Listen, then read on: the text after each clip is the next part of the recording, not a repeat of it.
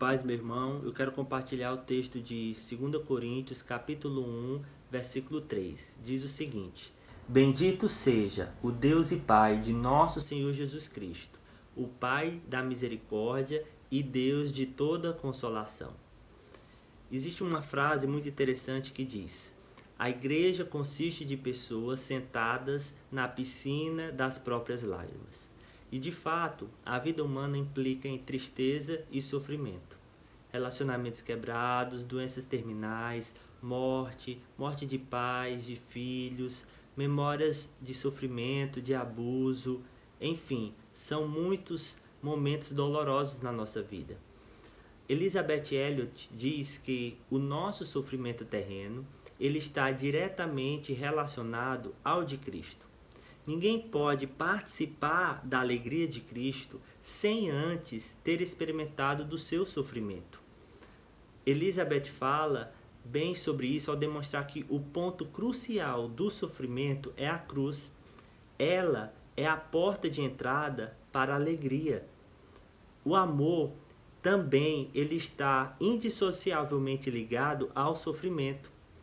E os pais sabem muito bem disso. Assim que seus filhos nascem, eles começam a experimentar esse misto de amor e sofrimento. As dádivas de amor, elas também são dádivas de sofrimento. Se quisermos evitar o sofrimento, nós devemos então ter cuidado de nunca amar nada e nem ninguém. Mas Tiago, no capítulo 1, verso 2, ele diz: Meus irmãos, tende por motivo de muita alegria o passardes por várias provações. O sofrimento ele é inevitável nas nossas vidas, na vida do crente, faz parte do nosso chamado. Em Filipenses 1, 29 diz: Porque vos foi concedida a graça de padecerdes por Cristo, e não somente de credes nele.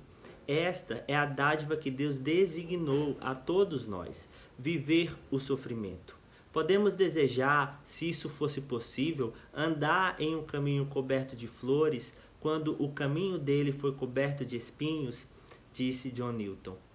E eu quero destacar exatamente a resposta bíblica para o nosso sofrimento.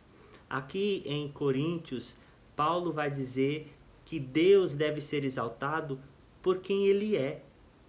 Bendito seja o Deus e Pai de nosso Senhor Jesus Cristo, o Pai de misericórdia.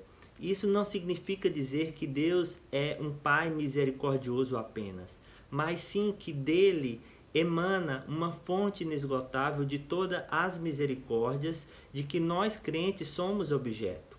Misericórdia é um atributo de Deus que o leva a não dar ao pecador aquilo que ele merece. Merecemos o seu castigo, mas ele nos dá uma graça imerecida. Todas as misericórdias têm sua origem em Deus e dele nós recebemos. De outra forma também, ele é o Deus de toda consolação. Então não há consolação verdadeira, profunda e eterna a não ser em Deus. Dele emana também toda sorte de consolo para as nossas vidas. Somente em Deus nossa alma encontra abrigo e refúgio. Só Ele é a cidade e refúgio do nosso coração.